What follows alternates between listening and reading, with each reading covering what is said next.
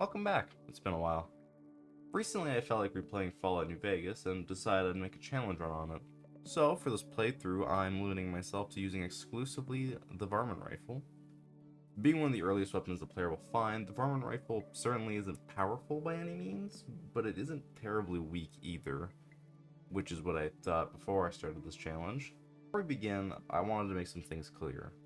Firstly, the difficulty will be set to normal, and it will be like that for all future challenges, unless there's a reason for me to increase or lower it. Two, I don't decide what faction I'm siding with. Unless there's a thematic reason in the challenge for me to choose one, I'm going to use a random generator to decide who I'm going to be siding with. In this case, I'm siding with Yes Man. Thirdly, I have mods installed. Future challenges won't, unless they're necessary for the challenge. None of these affected gameplay too much, except for one, which I turned off pretty soon. So, with that out of the way, let's begin. I wake up in Doc Mitchell's house, and he kindly lets me know that he had to remove all the lead that was stuck in my head, which wasn't so hard given the fact that there wasn't much there. I name myself Rat for reasons I don't even know, and make myself look equally like a rat. I put most of my points into agility and luck, alongside my perception and intelligence. With luck like yours, I'm surprised them bullets didn't just turn right around and climb back into the gun. I skip through the doctor's quiz as quickly as I can, and I take gun, sneak, and repair as my tag skills. And I take wild wasteland and built to destroy as my traits. I head to the Prospector Saloon and talk to Sunny so I can start the tutorial and get the Varmint rifle as quick as I can. I head back into the saloon and interrupt Trudy's conversation, telling her that I can fix her radio, which I do, and then get myself a handful of caps. What the hell is your problem? Now with the money in my pockets jingle jangle jingling, I head into the chats to buy 5.56 ammo and some Varmint rifle mods, as well as sell whatever I don't need. I also pick up stim packs from him with all the remaining caps I have. I decided I'd be a good guy and headed up to the gas station to help Ringo with his being hunted down by powder gangers problem. I head back to the saloon and convince Trudy and Sunny to help in the fight against the powder gangers, but I have to leave Chet and Pete out due to my low barter and explosives. I also head up to Doc Mitchell's and get some more healing supplies off of him. I decided I'd go chat with Joe Cobb and see if we can come to a peaceful agreement. We couldn't. I let Ringo know that I'm ready to start the fight, and the fight itself isn't much to write home about. The powder gangers aren't very well armored, and with the other townsfolk there, it makes the fight pretty easy.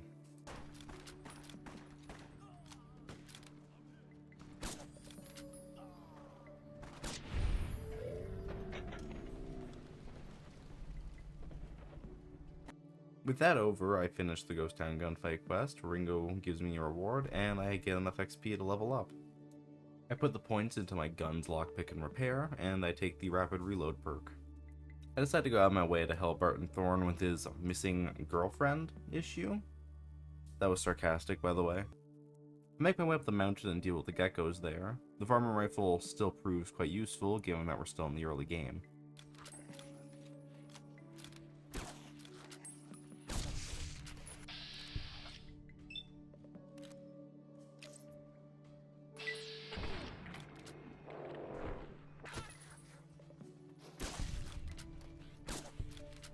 Now that I'm at the top, Barton Thorne thinks it's a good idea to betray me.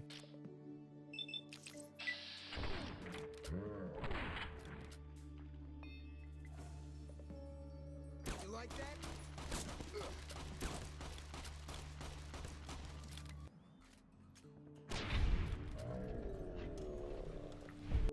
It wasn't. With that out of the way, now it's time to get to Prim and not get sidetracked. Fine, one more thing.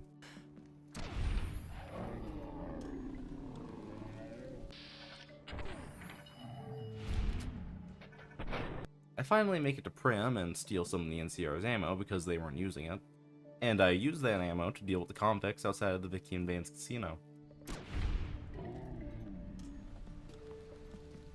I'll buy some more ammo off of Johnson Nash, and now I'm ready to go to the hotel to save Deputy Beagle.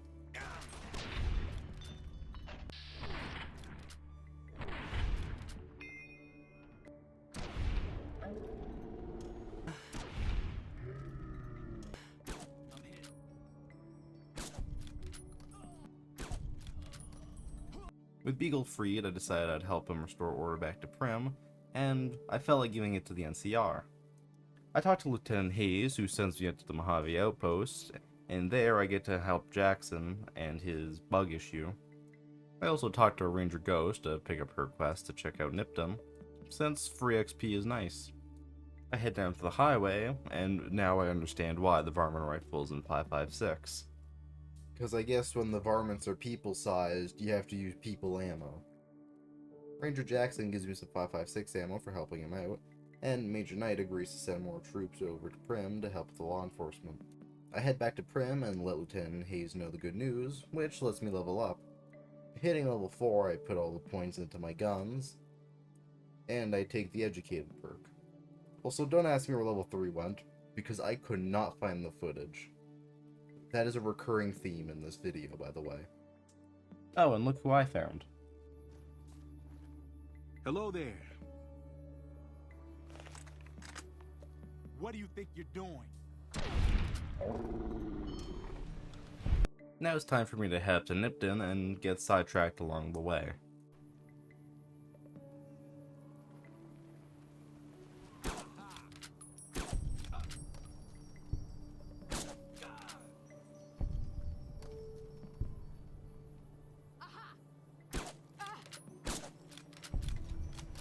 Now there's only one last thing I need to take care of.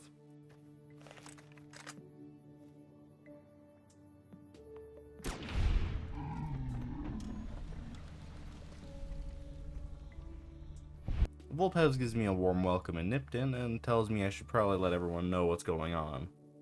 So I head back to the Mojave outpost and let Ranger Ghost know that Nipton has seen better days. I let Sergeant Kilborn know that Nipton has seen better days. Doing this lets me level up, and I put all my points in the guns. I feel like helping some people out and also doing stuff to piss off the Legion.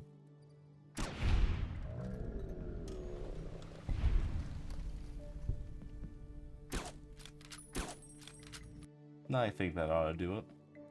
With the powder gangers freed, I head on to Novak and buy some supplies off the cliff. Guns? Darn it, no one ever buys the T-Rexes. I decided I'd head up to Boulder City to deal with the Great Khans and maybe help the NCR.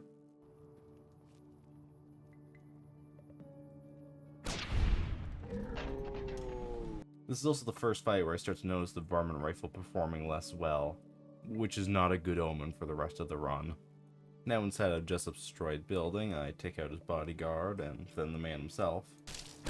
You like that? I hit level 6 and bring my gun stat to 90, as well as taking the Bloody Mess perk. I saunter up to the 188 trading post to buy a boatload of ammo off of Alexander. Afterwards, I head up to Freeside, finally ready to meet Benny. You have entered a restricted area. Whoa! Exterminate.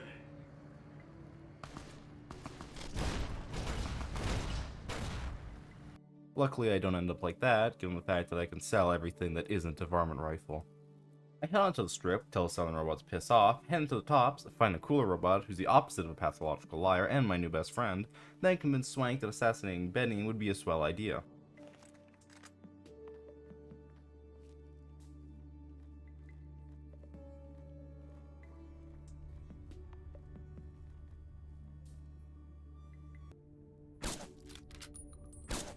Found you. I'm hit.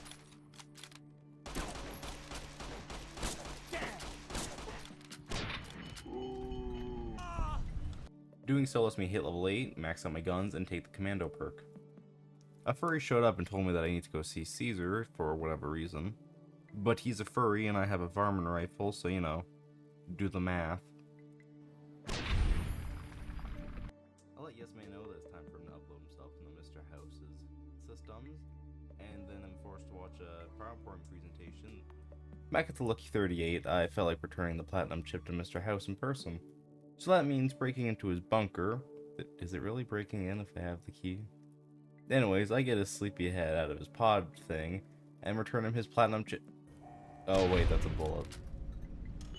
I'll let Yes Man know that it's time for him to upload himself to Mr. House's servers, and then he forces me to watch a PowerPoint presentation that seriously could have just been an email. I head to Cottonwood Cove to talk to Caesar and agree that I'll help him destroy the Securitrons under the fort. Yeah, that's what I'll do. I find my way through the Protectrons and upgrade the Securitrons to their Mark II version in order to help myself at the Battle of Hoover Dam. Caesar is none the wiser and believes that I did exactly as he told me, even though I'm some random outsider who has killed multiple of his men. Hitting level 10, I put my points into Sneak and Speech and take the Finesse perk. Now it's time to start meeting the factions, and I felt like visiting the White Gloves first, where nothing all too eventful happened. Beg your pardon, but could I trouble you to... How frightfully uncouth. I'm afraid I must insist you... What the hell? I don't think Mortimer and Marjorie were very happy with my visit, though.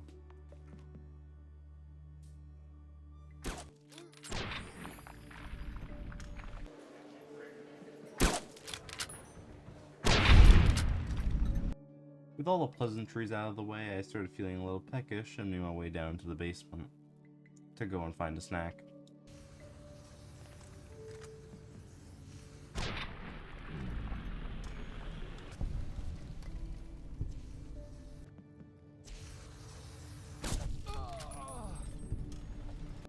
I'm also definitely giving this place 1 star after meeting this prick. Why are you standing still? Do you think the world waits for you while you stand there drooling? Get back out there and get to work. Who the fuck do you think I am? I'm the fucking god of New Vegas Brahmin fusion cuisine, that's who. No, that doesn't even give me the credit I deserve. I fucking invented edible food. Do you like eating? Good. You owe me your entire goddamn garbage existence.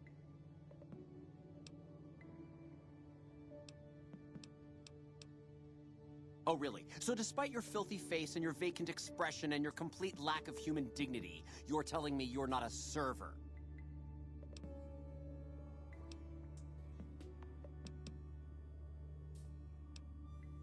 Yes, there's nothing I'd like more than to hand the deepest secrets of my artistry to some idiot in exchange for a dirty handful of caps. Now get the hell out of my sight or I'll bathe your face in the deep fryer.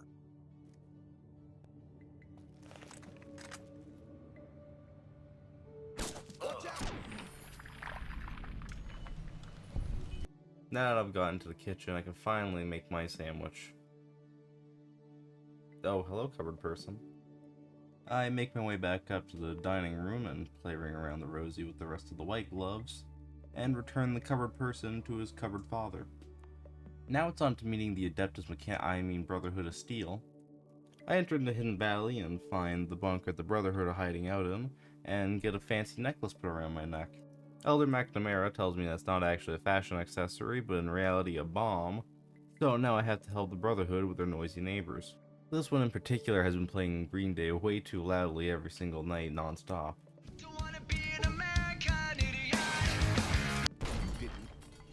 But apparently people don't like it when you smash their stuff. McNamara insults me for something I can't remember, and I probably didn't like that. So I'm gonna blow him up. I steal all 3 key cards from the heads of the Brotherhood and go to the self-destruct terminal.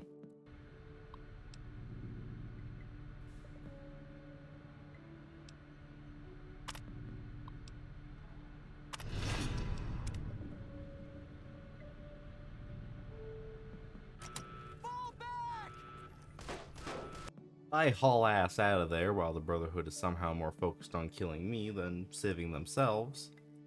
Ad Victoriam, I guess.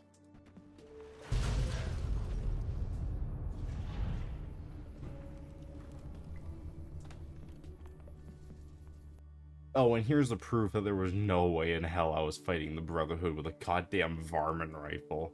Over here!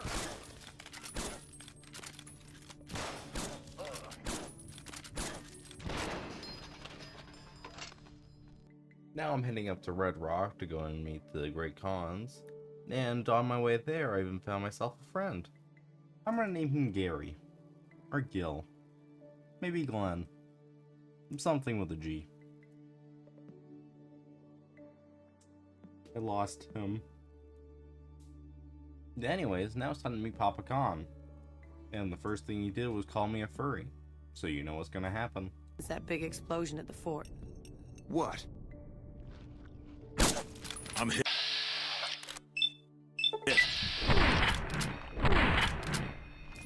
Watch out! Look, I'm just saying, he did it to himself.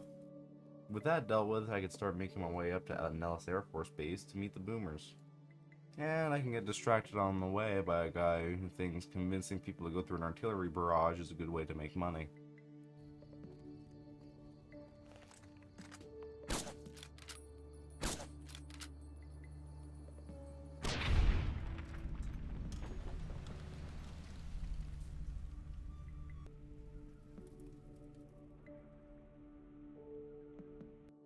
Now it's my turn to make my way through the barrage with absolutely no issues whatsoever.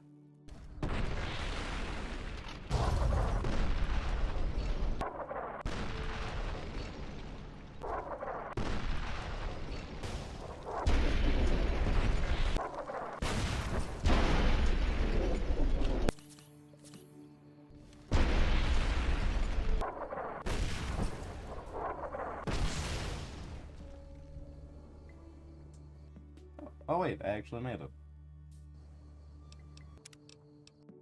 Alright, that's better.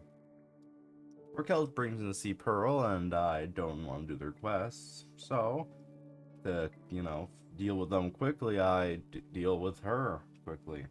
That sounds weird.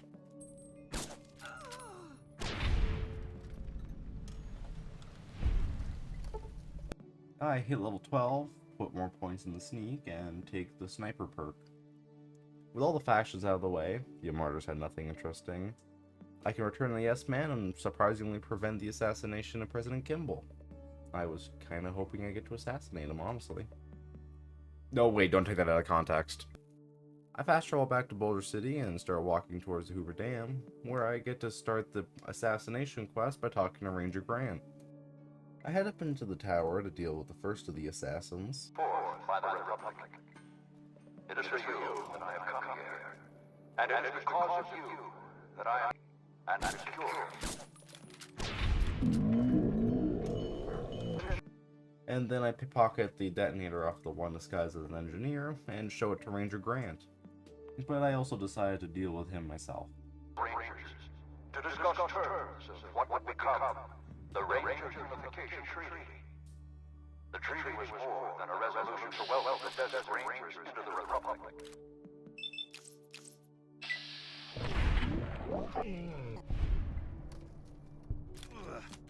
Now it's off to the Eldorado substation to upload whatever it was Yes Man wanted uploaded there. I wasn't paying attention when he got to that part. I finally get to return to Yes Man for the final time, and am now ready to start the Battle of Hoover Dam. But first, I make the rounds to all the merchants I can think of to get as much ammo and stim packs I can from them, because I have a feeling that this fight is going to be pretty difficult. Hey, I can almost see right down the barrel. The first part of the battle on top of the dam is decently manageable. I have a Securitron with me who admittedly does most of the work, but my own damage output is commendable at best.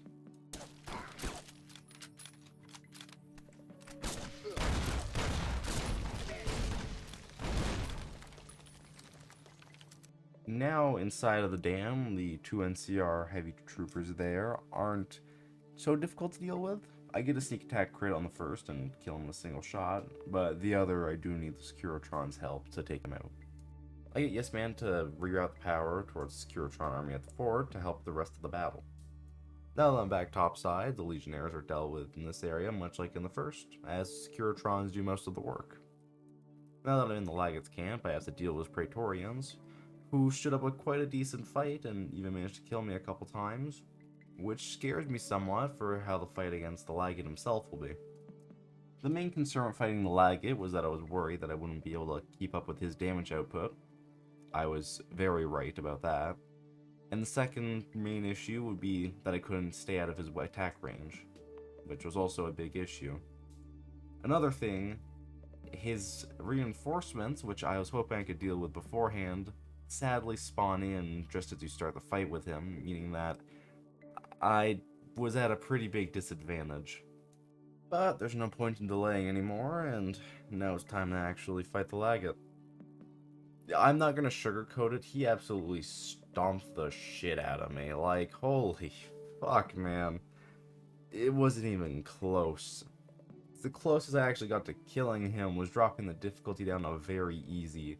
And even at that, I still struggled. So, yeah, there was no way I was beating him on even normal difficulty. Let alone if I tried to do higher difficulties.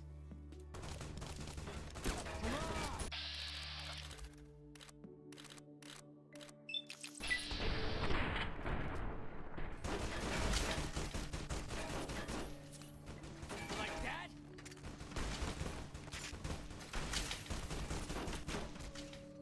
Come on!